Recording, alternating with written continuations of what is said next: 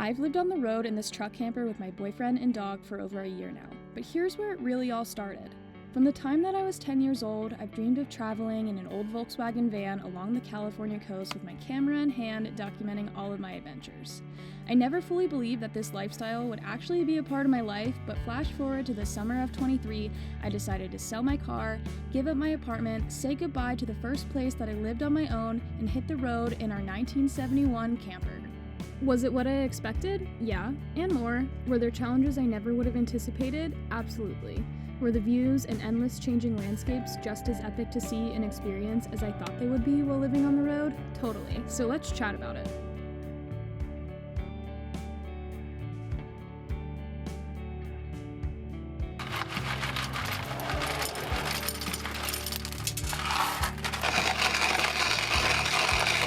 Okay, so I wanted to make an aesthetic little morning shot, which I'm still going to.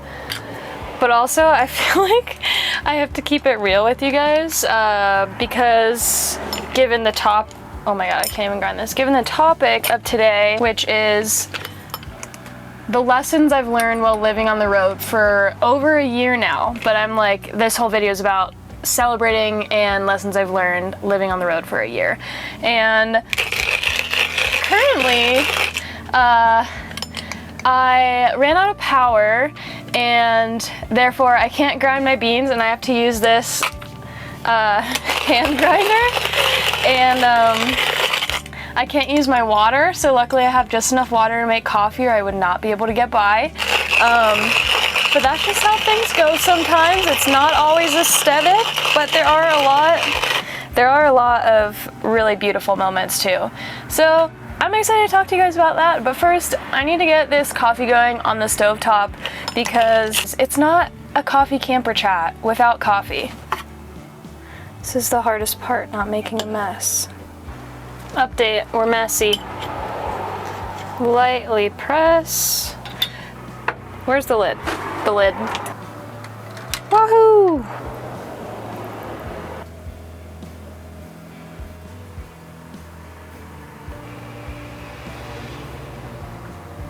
It's been so long since I did a coffee camper chat. I've had a couple of you guys reach out to me asking where I've been and that you guys want to see more long form videos, and YouTube is literally like my dream job. While I'm a full-time content creator, I've been mostly focused on other platforms like Instagram and TikTok, and I want to be here more. So thanks for pushing me and thanks for being here. I'm currently at the lake that I've lived at for 4 years before moving full-time into my camper. So I am right back where it all started. So I cannot get over these little star ice cubes. They're so cute.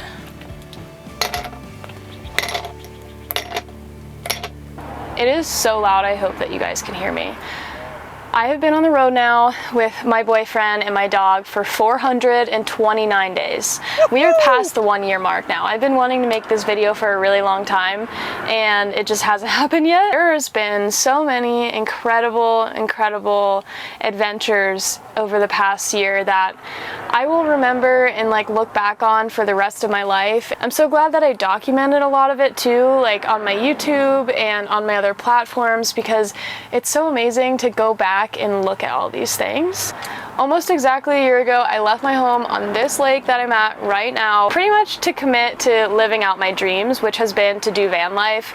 I've wanted to do this since I was 10. I had this vision as a Pennsylvania girl of just being a ski and surfer girl, traveling the coast of California in an old Volkswagen van.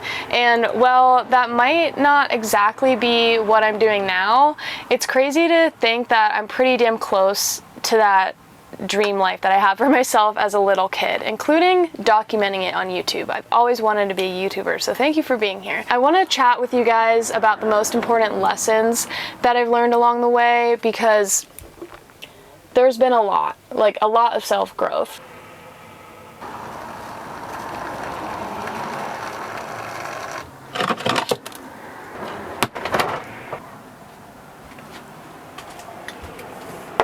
This is very on brand for what I'm about to talk about for lesson number 1. we're just gonna get right into it. Shit hitting the fan. Shit is going to hit the fan when you live in a van or a camper or an RV or a bus or anything nomadically, and here's why it sucks more. Not to be negative right off the bat. It's gonna suck more because things that are gonna hit the fan are gonna be like your power going out. Okay, well, when you live in a house, your power comes back on typically if it goes out because maybe there's a storm. Today is a perfect example of that. So I'm taking a little time to hang out with my girlfriends, and Anthony's visiting family in Reno, and he gives me the truck camper last night. And he tells me that the fridge is running on electric, which we don't do that all the time because it'll pull too much power, and I put it on propane at night. I forgot, and I have a really big work day today. In the morning, I wake up and I hear beep, beep, beep, beep, beep, beep, beep, beep, beep, and I'm like, I have no power. I know that's why it's going off. So my whole system, there's no power. It hasn't rained in Tahoe in like a month. And guess what it's doing today? The sun just came out, thank God. But it was overcast. Looked like it was gonna thunderstorm. It did. It rained today, thank God, because we needed it. But it rained. I had no sun. I had no power. I forgot that on my backpacking trip, I used every single camera battery that I had. So my camera may die because I just tried to charge it with my laptop, which is also going to die. My mic was also dead. Camera was dead. Mic was dead. My phone's on 40%, and I'm supposed to work all day today. My Wi-Fi needs power, and my system's at 1%. And again, I'm not here to like complain about my lifestyle because this is what I signed up for. But this is like the realities that I want to share. When shit hits the fan, or you have to kind of do errands, or things go wrong, a lot of times it's like, you don't have power and you have to figure it out. You don't have water and you have to figure it out, because it's not like when you live in a house, you don't run out of water when you live in a house. We don't have, a washer and dryer. So when it comes to getting shit done, it can just be harder. Like if we're doing our laundry, it's gonna take like half the day, plus groceries. If we want to shower, we have to go to the gym. So when it comes to just like doing the little mundane tasks that you would just get out of the way at home, it takes all day or not longer, like doing van life. So the next topic is adapting, which I feel like this goes hand in hand. But one of the biggest lessons I learned right off the bat is that you better have a plan for if something doesn't go your way, and just be ready for anything to happen. You're gonna have to learn how to roll with the punches, or you're just gonna get punched. And I probably said this in my like 6 months living on the road truths that I learned, and it's so true. Like as soon as we moved into the truck and camper, our turbo in our truck went out, and it had to get like fixed for like $3,000. Like sometimes we'll make plans with friends for like doing something fun, and then we might have to take a job and travel somewhere else that we didn't expect to, or we might pop a tire when we're planning on doing something fun one day. You just never know what's going to happen. But on the flip side of that, I swear guys, like the more you can get uncomfortable with discomfort or the unknown in life, like getting past that imaginary like safety boundary that your brain creates for you, I do think it is really good for you. And I think that's when you also like attract the best things in life. You don't stumble into a new friend by doing the same things every day or sitting in your house all day. Like you meet a cool new person by like checking out a new coffee shop or taking a different route because you got on a detour. So I think on the flip side of like being adaptable and just like accepting things not always going how you envisioned it, like I think the universe or God or whatever like rewards you. So I think that's kind of cool to think about. Number 3 is rest and slowing down. The majority of the time that Anthony and I have lived on the road, we've just wanted to go and see as much as possible. And while our goal was to be able to like go somewhere and really get to know a town or a location in the community, we ended up just going back and forth. Like we've been in Colorado probably 5 times, 4 or 5 times in a year. Utah that amount of times. We've been to Pennsylvania, like across the country, and Kansas, and the Southwest, and the Pacific Northwest like 3 times. And instead, like, I wish we would have just, instead of doing multiple trips and like going back and forth, just like slowing down and being more grounded. Because at the end of the day, if this is a lifestyle that you want to do, like, it's a marathon, not a sprint. You don't need to see everything all at once. Like, take it bit by bit, and that's something I'm currently learning how to do. Okay, this one's kind of juicy, but relationships on the road can have its unique challenges. Specifically for Anthony and I, like, one, I think any couple that's planning to live on the road together, like, having the discussion of making sure that you don't become too codependent. When you're living together in this tiny little box, and maybe you're working together, you're driving together, you're grocery shopping together, it's important, and I think it's also hard to like find alone time, because I don't know, for Anthony and I especially, like, a lot of our friends, like, we're friends with them together. So finding time to really focus on individuality, I think that will help a lot in the long run, and it's something that Anthony and I are also kind of working on.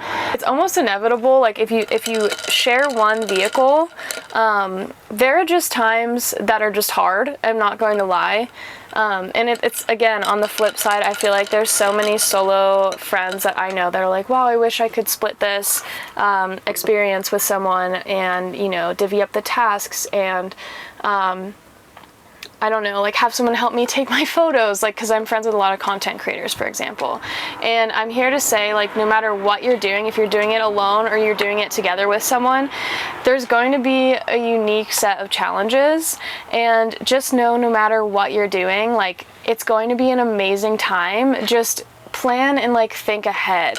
I think getting to share an experience with your partner on the road is one of the most beautiful things ever. But yeah, just be prepared, and like, I think the biggest thing is, like, especially if you're doing this with another partner, like, I think everyone should kind of live in a van or a camper before getting married, because basically when you live in a tiny little box like this, there's no running away from your problems with your partner. Like, you're going to face them head on so much faster. There's no avoiding it when you're with someone so much and it's such a tiny space. I feel like I've been dating Anthony for like 20 years at this point versus like 3, because we've just done so much together, and also, like, figuring out things together, like, has to be done pretty much because you're in a tiny space. One of the coolest things, and one of my favorite things about living on the road, is meeting new people. Always a common connection when someone's living on the road. They're doing it to connect more outside and be more present and not work as much, most likely. And I am so fueled and lit up by connecting and meeting new people. That's one of my favorite things about this experience for the past year, truly. And with that, one of the things that I've learned is how unique, like, everyone's story is on how they make it work and what kind of work they do. Because I think a lot of people, like, see online, oh, it's like everyone's an influencer. Like, no, like, I've met people that are engineers for, like, an app, like the Starbucks app. I've met traveling silversmiths. I've met traveling nurses. I've met people that just have regular jobs that do their jobs remote and have really good Wi-Fi. I've met people that run online businesses. I've met people that are content creators. I've met photographers. I've met videographers. I've met people that do seasonal work so then they can travel without having to work for extended periods of time, and then they go back to work. It's really all on how you want this lifestyle to be for you. And if there's a type of work that you want to do, my advice would be to not let it stop you. Like, don't let your job stop you from doing your dream lifestyle, because chances are 2 and 2 can come together. Okay, this one's tough too, but like, friends and family, perks, there's downsides, let's talk about it. So when it comes to the perks, one of my favorite things is finally getting to visit my friends. I feel like now that I'm in my late 20s, I have friends that have moved and they're spread out all over the country. And one of the coolest parts about living on the road is the fact that I can, like, kind of go on a friends and family tour, like for Christmas. And really all summer we were visiting friends and family too. But like, for example, for Christmas, we went from California to Pennsylvania, and all of the stops along the way, we were seeing friends and family. And I love the fact that since my lifestyle is nomadic, I can visit friends and family that I've been wanting to visit for so long. But at the same time, like, your grounded sense of community is no longer there unless you're like caravanning with a set group of friends. It's hard leaving my friends, and it's especially hard leaving my friends and like I still call like Tahoe my home. It's pretty hard to leave this area when I visit, and it's hard to say goodbye to my friends for months at a time. Yeah, that part really sucks. But again, there's perks that are also equally as amazing, such as getting to travel and see friends all over the place. Living in an inspiring environment. Okay, so for me, one of my biggest things that like lights my soul on fire is being in an environment that inspires me. So when I moved to Donner Lake, I lived in this beautiful apartment, and it was lakefront, and my windows, when I woke up in my bed, I could see Donner Lake. And I remember just being like, wow, this is where I want to live, because I only signed like a 6-month lease, and I was like, no, this is where I meant to live. Like, I love it here. The community is great. Everyone's very outdoor focused and active and healthy, and there's just so many adventures to do here, and I love that the community is adventure-based. Living on the road is another thing that lights me up, because I'm constantly driving to new places to seek out beauty and like seek out learning about new communities, and I love that. I love waking up and being in a beautiful environment, and I love having my camper, or like where we're living in, like we've renovated this for it to be our cute little home, and it's like the most homey, cozy place I could ever want to be. Like, I don't ever want to get rid of this camper, even though I'm sure you guys might have heard if you follow me on Instagram, we actually probably do have to get rid of this camper in the near future, just because as cute as it is, it's not that structurally sound, and it's we have to be really careful when we go off-roading. Obviously, it's a 1971, so it's just scary. Yeah, inspiring environments, like to go disperse camping for a week and wake up in your bedroom window are these giant mountains, or right now I'm like talking to the camera and I keep like looking off to the side because like I'm on this beautiful lake. One's a serious one, but running away from your problems. I feel like a lot of people that travel full-time, they might have an anxious avoidant attachment style. I sometimes like to procrastinate and put things off, and traveling in a truck and camper can sometimes be my crutch for like putting things off or avoiding them. For example, I'm scared of going to the doctor or the dentist, and I need to go to the dentist, and I'm like, oh, but I'm traveling, I'm not in the area. Things like that, like, you really got to look at yourself, and I'm also working on this, but like, you can't always run away from your problems. Some people that live in a van might argue with you and tell you that you can, but it will catch up to you. I just think a lot of people that want to do this lifestyle like to avoid things or run away from things and seek something better, which nothing's wrong with that. Again, just be aware of it, because it's way easier to just avoid all your problems. I'm not saying that's always bad. It's nice to decompress. Oh my God, it's so loud again. Be aware of your tendencies and your behaviors before living on the road. Don't become a hermit. Don't avoid everything if you start to live this lifestyle, because it can be easy to just live in the woods down by the river. This one is the hardest thing that I'm trying to work on. I thought that this would just go away when living in a truck camper. Not ever feeling like you have enough time to get what you want done. I don't have a sense of boredom in my brain. Like, when I try to think about the last time that I was bored, it was probably when I was like 10, living in my house. Maybe I was grounded, I had no electronics, I couldn't see my friends, and I like wasn't playing outside. I was just sitting in a room. And like now I'm like, if someone's like, what do you want to do? I'm like, oh my God, I don't know. I could make a YouTube video, I could edit all my work, I could get my emails done, I could draft all my content, and then like if I'm not thinking about work, I'm like, oh, I could read my book, I could draw, I could go walk outside, I could work out, I could go swim, I could go travel to a new state. And then what I'm getting to, the point that I'm getting with this is like, I moved into a truck and camper so I could have more time to do the things that I would love, and I do have more time to do the things that I love. I definitely do have more time to do the things that I love, but I feel like in this generation, we have this like ingrained with us, like we're not enough, we're not getting enough done, there's not enough time in the day. There's just like this huge false belief, I think, that like 95% of us all have. Like, you can tell me in the comments if you feel this way too, like please tell me I'm not alone. I just don't feel like I have enough time, and on top of that, at the end of the day, I almost every day don't feel like I got enough accomplished, and I feel like I failed. And that's such like an unhealthy pattern to like relive every day. And I'm constantly trying to remind myself, like, I am enough.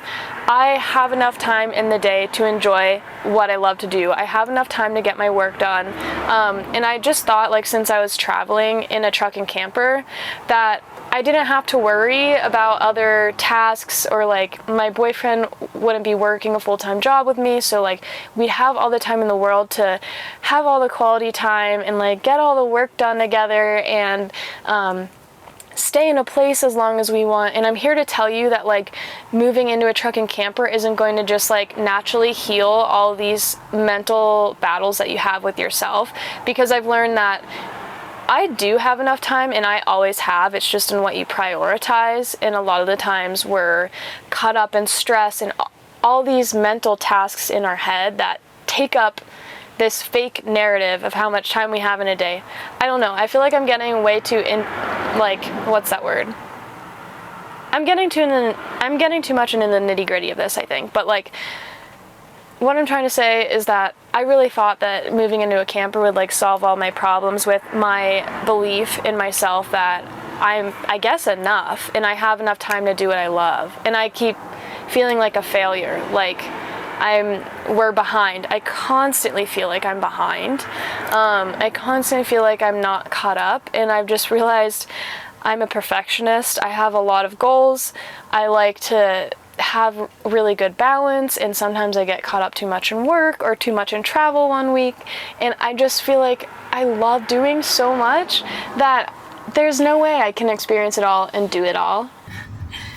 This is so on brand. Okay, normally for coffee camper chats, I like to, sorry, my mic's not in. I like to combine a little mini adventure with a coffee camper chat. But speaking of adaptability, a thunder and lightning storm just rolled in as soon as I walked outside. I don't think Stanley or I should really go hop in the water, so I think this is truly the end of this video. Hopefully we can do an adventure next week, because sadly it's not gonna happen today. But I love you guys, thank you for tuning in, and see you next week.